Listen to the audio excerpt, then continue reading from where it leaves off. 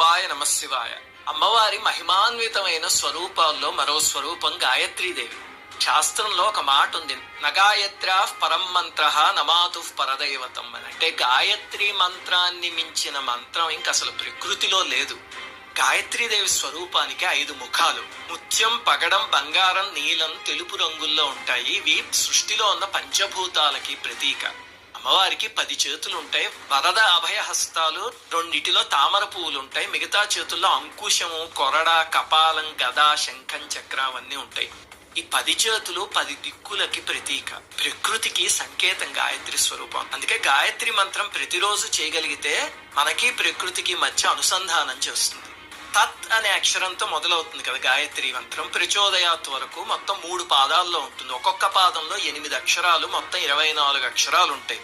రోజు 3 కాలాల్లో జపిస్తే 4 వేదాలు చదివిన ఫలితం అని చెప్పారు. 4 రోజుల పాటు రోజు సహస్ర గాయత్రి చేస్తే పాము కుబుషం నుంచి నెమ్మదిగా ఎలా విడిపడుతుందో అలా మహాపాపాల నుంచి మానవుడు విముక్తి చెందుతాడు.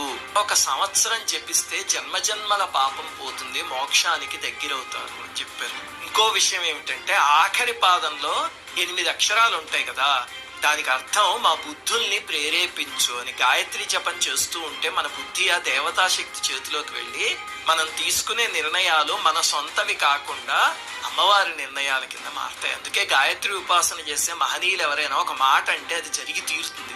కారణం ఇదే, ఆ వాళ్ళ నోటి వెంట మాట పలికించేది కూడా పరదేవతే.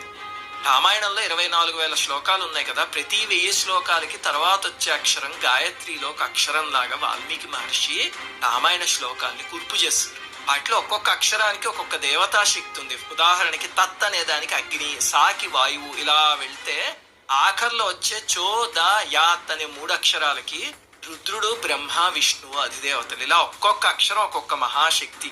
అందుకే చూడండి, గాయత్రి మంత్రం తీవ్రంగా చేసిన మహనీయుల్ని చూస్తే మీరు ఎంత పెద్ద వయసు వచ్చినా ఉత్సాహంగా అద్భుతమైన జ్ఞానశక్తితో చూడగానే పాదాక్రాంతం చేసుకునే ముఖవర్చస్సుతో ఉంటారు. ఇలా చెప్పుకుంటూ పోతే ఎన్ని విశేషాలు.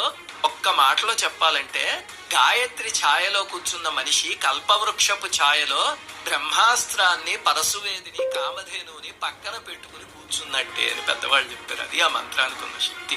మనం తెలుసుకోవాల్సింది ఒకటి ఉంది, ఏమిటంటే ఇంతటి మహామంత్రాన్ని కార్ రివర్స్ టోన్ లాగా, కాలింగ్ బెల్ సౌండ్ లాగా, ఫోన్ రింగ్ టోన్ లాగా పెట్టి అవమానించకూడదు. బ్రహ్మశ్రీ సామవేదం వారి వంటి మహనీయులు ఎంతో మంది ప్రవచనాల్లో అస్తమాను చెప్తూనే ఉంటారు. అయినా సరే మనం ఏదో పుణ్యం వచ్చేస్తుంది అనుకుని అలాంటి పాప పనులు చేస్తూ ఉంటాం. అది చెయ్యకండి. అలాగే పాటల కింద పాడకూడదు, స్వరంతో చదవాల్సిన మంత్రం అది. శ్రీమాత్రే నమః.